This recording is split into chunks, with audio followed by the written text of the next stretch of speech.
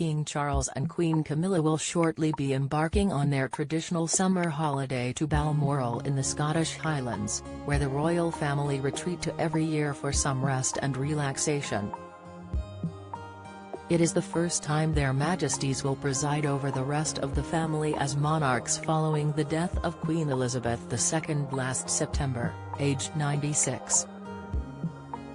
The late Queen was said to feel most at home in Balmoral, where she could for a brief time each year leave behind her royal duties and unwind in the countryside, taking long walks in the woods. While Charles may share his mother's love for the Scottish outdoors, he is choosing to develop his own traditions, as he and Camilla will not be staying at the main house when they are up there. Instead they will be retreating to Birkhall, their own residence on the estate, only venturing to the main house for entertaining or to see other royals who will be staying there. Get the latest royal news straight to your phone by joining our WhatsApp community. Prince William staunchly defended for refusing to wear a kilt. Birkhall's history is closely entwined with that of the most senior royals, many of whom have spent happy holidays there over the decades. The house was first built by the Farquharson clan in 1715 and was not acquired by the royals until 1852, when Queen Victoria's husband Prince Albert bought it as a gift for his son, the future King Edward VII.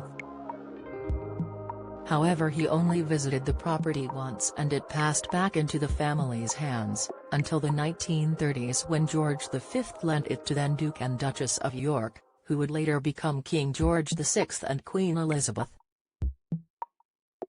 The royal couple completely redecorated the house and gardens, with Charles sharing his grandfather's passion for getting his hands dirty in the garden. Don't miss.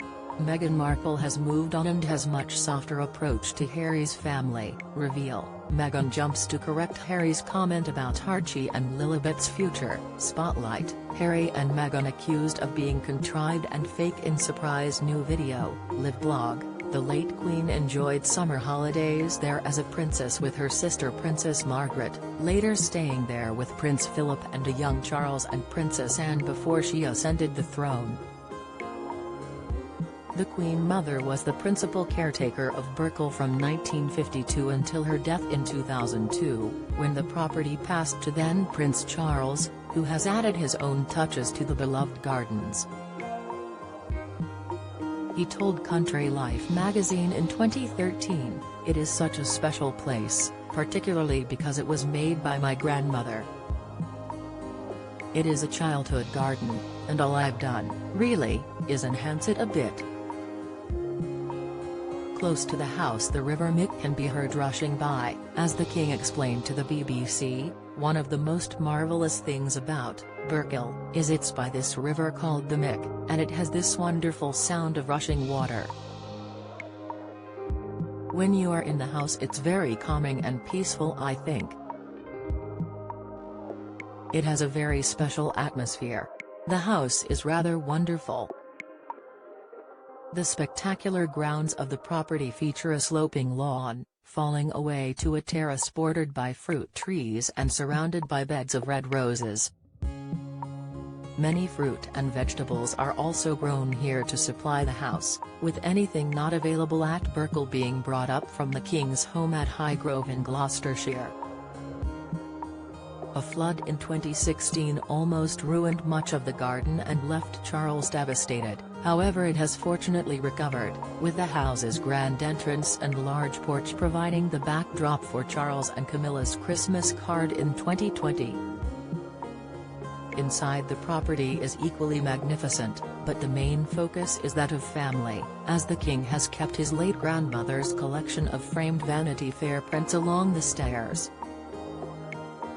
Pictures of the family are everywhere, as inside the cozy drawing room photographs of Princes William and Harry with their wives and children are proudly on display. Meanwhile, Camilla is able to customize her own space in her private office, where she keeps her own family portraits, including a painting of Charles on an easel.